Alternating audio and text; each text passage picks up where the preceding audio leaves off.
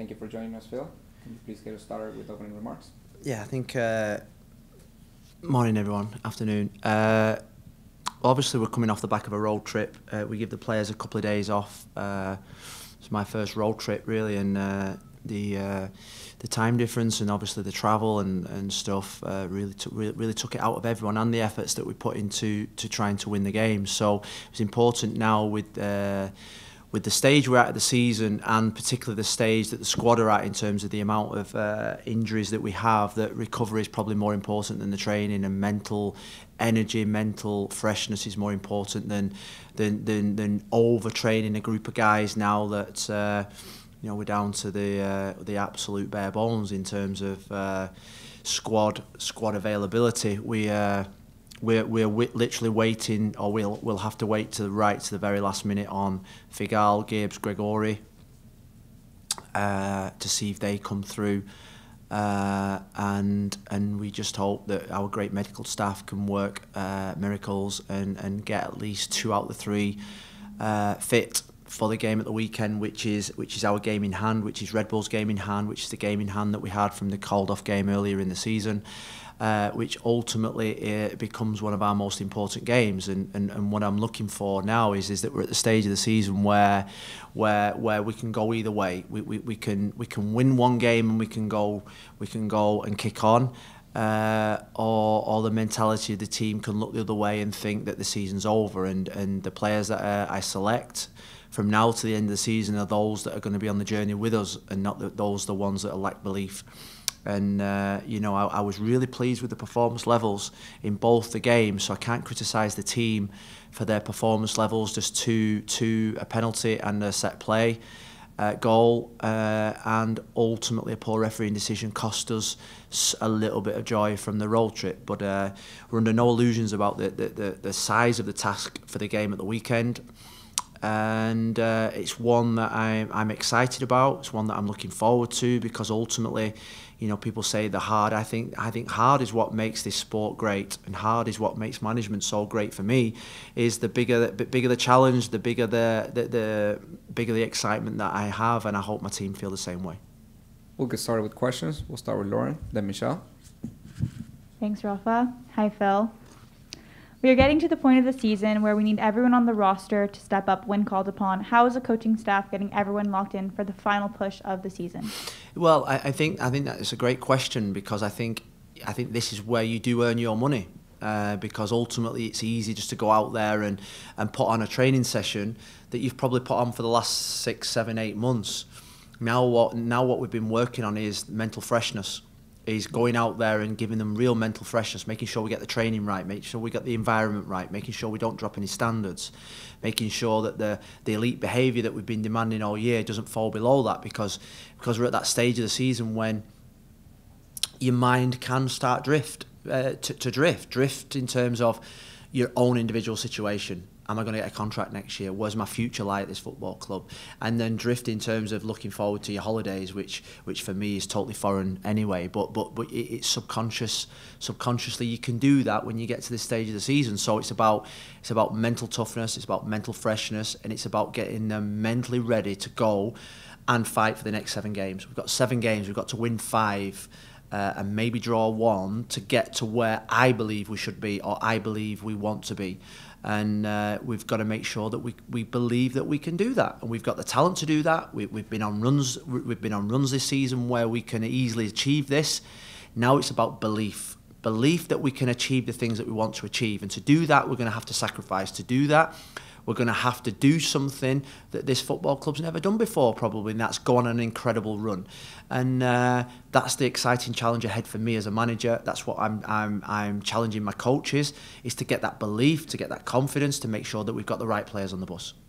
Next question, Michelle, then Franco. Thank you.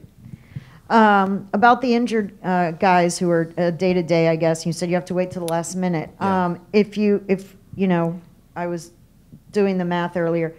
If you have, like, Gregory and Victor were both practicing today, if those guys are ready to go, then I think you have 16 players. If they're not ready to go, then you don't have 16 players maybe. At what point Can you, or do you plan to petition the league to have an extra player, or is that off the table? Well, I've got to say, I think it's at the back of the table at this moment in time, because we're looking at Gregory, we're looking at Nico, we're looking at Kieran, we're looking at Victor. 4 players there, Gregory as well. We're hoping that 2 will take us closer to that 16 outfield players that we need. The hardship rule is there. We know that there's a rule there. We know it's going to be difficult for us to implement that hardship rule. We looked into it a couple of weeks ago, and there's big obstacles and barriers for Inter Miami to do that. So that is ultimately at the back of our minds. Ultimately, I think we have till maybe 5 o'clock to Friday. Or I think the roster's got to be in for 8 o'clock on Friday night. So we've got till 8 o'clock on Friday night to implement some kind of hardship rule. But ultimately, we want the senior players back fit. For us to go to New York without those 4 players, I think would be a tough ask for any squad. Can I ask a follow-up? Is there any chance of the condition of all 4 of those? Is there a chance 4 of those could play? I mean, is Nico definitely out? Is there a chance he could play? I mean, he's one of the critical center backs. I think. If you were saying percentage-wise, I think Gregory's probably got the best chance, and the other three are probably 70-30 against. So that's where we're at in terms of the other 3. Two of them being defenders, and 1 being an emergency defender that we've had to use this year in Victor Ulloa. So I think if you've obviously got the roster there, my roster there in front of you there, Michelle. You can see that we're going to have to scratch around. We're going to have to be really flexible in finding a centre back partnership. Next question, Franco, then Dairo. Hey Phil, you played the Red Bulls not too long ago. I know the moment was different for both teams than it will be on the weekend here. But what was the biggest thing you took away from what they presented and what they showed in terms of their style of play? I know you guys do your pregame preparation. Yeah. I'm sure they didn't surprise you. But what was the biggest thing you took away from that match that maybe can be adjusted or implemented into this weekend? Well, I think. Wow, that's a fine. I think the biggest thing was you talk about we went into that game on the back of 1 defeating 13 maybe 1 defeating 12, and they were coming off the back of a poor run, maybe 6 games without a victory. Maybe they just lost away in Orlando, and they blew us away. They blew us away with their intensity. They blew us away with their physicality. And it was probably at the end of that run where we thought, well, this is 1 game too many. You know, we maybe, I said after the game, maybe should have freshened that team up. So physically, we've got to compete with the Red Bulls, 100%. That's first and foremost. We have to compete to win the first, second, and third ball. We have to compete in terms of staying with runs. We have to compete in terms of keeping 11 players on the pitch. And I think that obviously cost us last time. Nico getting sending off left us a mountain to climb. So I think fundamentally when you play New York Red Bulls, first and foremost you've got to be able to compete in the game. They've got a real good, young, hungry squad there of players that are really impressive. And we're approaching the game in the same way. You think to yourself, if either team wins this game, I think the team that wins will think we can make the playoffs. The team that loses has got a mountain to climb. So it's almost like a cup final. That's the way that I'm sort of like seeing it. It's a shoot off. It's a shoot off now. Whoever wins this game in hand will probably get the impetus to go on and give it a right good goal to get in the playoffs. And I think that's what makes Saturday's game so good. Next question, Dairo. Thank you, Rafa. Phil, following up on Franco's question. That game against New York Red Bull here at home, it was a game where you had many difficulties to pass the midfield of New York Red Bull. So I don't know what have you planned. I'm sure you cannot tell us what you have planned, but what have you think about doing with having more chances against New York Red Bulls, because against that game in home was almost a new Inter Miami in the offense part. So yeah, well, I think when you play against a team like New York Red Bulls, you've got to have great variety in your play, long, short, medium passes, first, second, third line. You can't just all play short because ultimately they press. So ultimately, the best way to beat a press is to play through it or to play over it. And you know, I think that was nothing different than what we said before the last game. You know, I think when you play New York Red Bulls, that you know, apart from probably team selection, their DNA is for everyone to see. Everyone knows that they're a pressing team, they're a high-tempo team, they're a physical team, they like to play direct. But they've also got really good players. So regardless of the year or the season, that's their DNA, that's what you see when you play Red Bulls. So we knew that before the last game. We just have to implement it better than what we did in the last game, where we were too slow, we took too many passes on the ball, we got a man sent off, we were sloppy in our defending. And we conceded really bad goals, and ultimately we were probably lucky not to concede more. I've watched the game 2 or 3 times, and we just weren't at the races at all. So there's going to be no surprises in the way that they play, because that's the way New York Red Bulls play. Whether they play 3 at the back or 4 at the back, they still have a nucleus of a real high aggression team. And it'll be no different on Saturday. They will come out the traps. They will want to maybe play even faster than what they did at home in our home game, because they're playing at their stadium in a game that will be billed as a winner-takes-all type fixture. So I think that gives us a great challenge. We'll go to Franco, then Michelle. Phil, you said you're going to treat this game as like a cup final. Obviously, given the situation, you guys are in need of points. I'm not saying you're going to go guns blazing from the first minute, but can we expect Inter Miami to, as the game goes on, maybe be a little bit more attack-minded? Obviously, you guys need the points to try to make up the ground. So as the game unfolds, if it's still 0-0, might we see Inter Miami be a little more aggressive, or take them a little bit more aggressive posture? Against Atlanta, you guys had more numbers in the box than we've normally seen. Blaze was in there on a few occasions. Against Portland, you created more. So I think you've made some adjustments there, but can we see maybe even more given the situation that's at hand? Well, it's a game we have to win. It's a game we have to win. And to win games of football, you've got to be brave, you've got to take risks. I think I said that in my opening press conference when I joined the club, is that to be successful, I think as a manager, I think as a football team, to be successful, you've got to take risks. And I'm a manager that does like to take risks. Risks to win games of football. I think our shape in the last 2 games has been really good in terms of our defending the transition, in terms of our makeup, in terms of getting people forward, in terms of trying to control games of football, yes.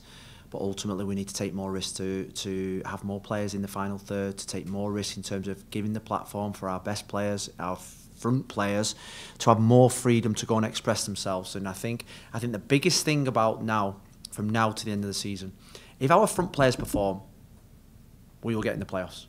It's as simple as that. And I think I don't make no bones or no apologies for that. We need our front players to perform. We need them to be ruthless. We need them to score goals. We need them to create chances. We need them to think, well, do you know what? In this game against Red Bulls, we might only get 2 or 3 opportunities, and one of them might be a half opportunity. Against Portland on Sunday, we created more than probably what we'd done in most away games this season. We weren't ruthless enough. There was chances there to score 2-3 goals, and it was not ruthless enough for me. So I've left them in no uncertain terms. Is that for us to qualify for the playoffs, for us to be successful this season, for us to be a successful football club, we need to be more ruthless now, and almost stop messing around. Just put the ball in the back of the net by hook or crook, and that's the demands I've put on our front players. Last 2 questions, Michelle, and then we'll take Mike DePasquale on the call. Phil, you mentioned earlier just the, I guess, natural psychological mindset that some players might be in, that, it's over. Some of the fans may think that way too.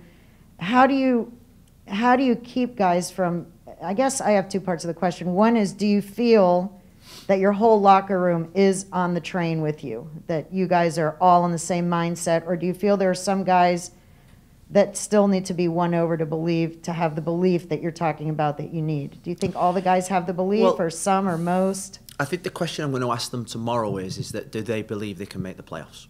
I think that's the biggest question. That's the biggest question. And if not every single player believes it, I'll take the ones that do believe, because ultimately we're never going to win a game of football if you don't believe where you want to go, and that's That's where we're at this moment in time. I have no doubt that the quality and talent in my dressing room, in our dressing room, is good enough to make the playoffs. It's just that, do they believe it? And that's what we've been looking at the last 2 or 3 days. And the signs have been good, but I need bigger signs tomorrow, and I need an even bigger sign on Saturday, because ultimately, until you step out on that field, that's where the belief really is shown. And then for me is the belief then of being successful from now to the end of the season, putting aside personal agendas, contract situations, where you're at in your life, because ultimately you're not going to be successful. You're not going to earn a contract. You're not going to be at this football club next year. You're not going to get to where you want to get to in your career without the help of your teammates. And over the next 7 games, we'll find out a lot about the players that are in this dressing room, and about the players and managers and staff of this football club, about how ruthless and how relentless they will be, because ultimately that's what we need to have at this football club, a total relentlessness to be successful. And that means that every single day has to be a masterpiece. Every single day you have to be world class. Every single day you have to have an elite behaviour to succeed. And if you don't have that, we're at the stage of the season where we can do something about it. Last question, Mike DiPasquale. Thank you, Rafa. Phil, I want to follow up on that if I can. Do you believe we can make the playoffs, what you're going to say to the boys?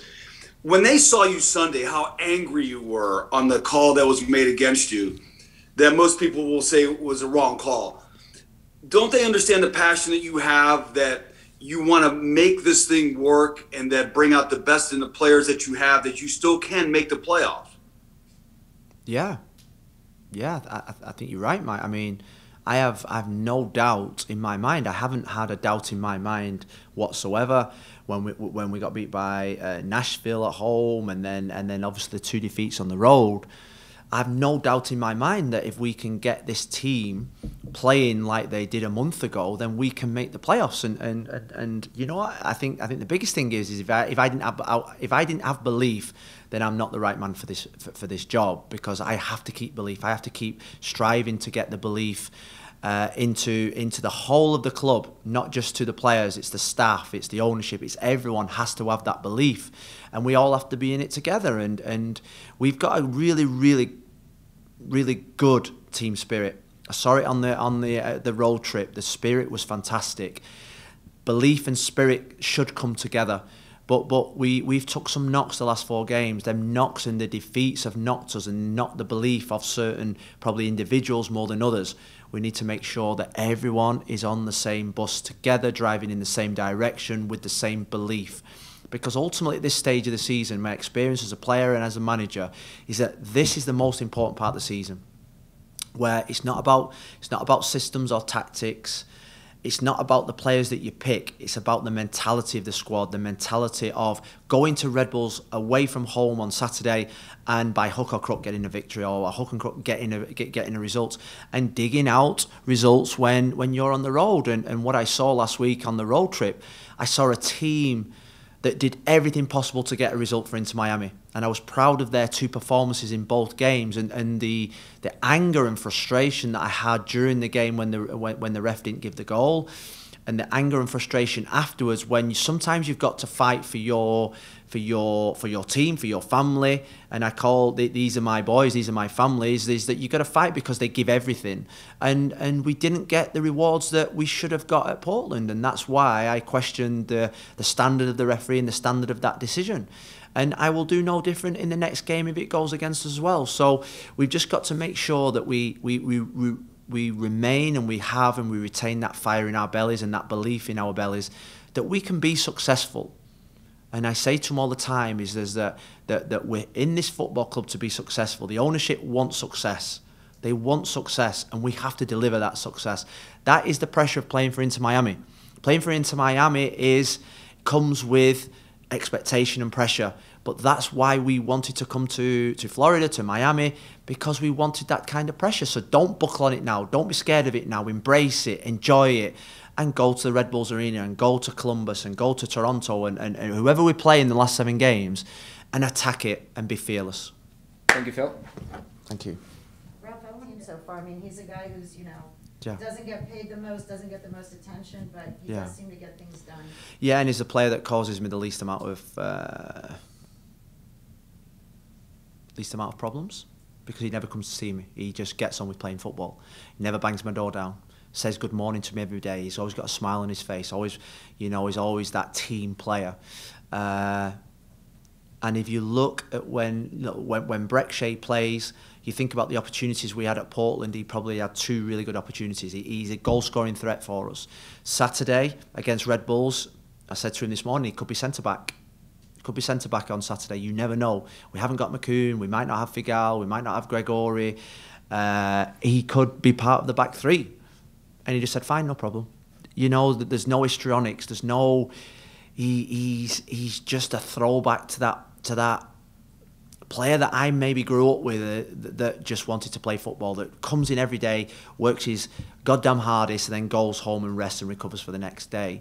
And he's a real team player. He's a player that when you leave him out, his mood doesn't change from when you leave him out or when he plays. And his performance levels this season, I think I've been really pleased with, and he's someone that he knows, I think, a lot of. He's highly popular within the dressing room. Highly popular. Why? Because he's a team player.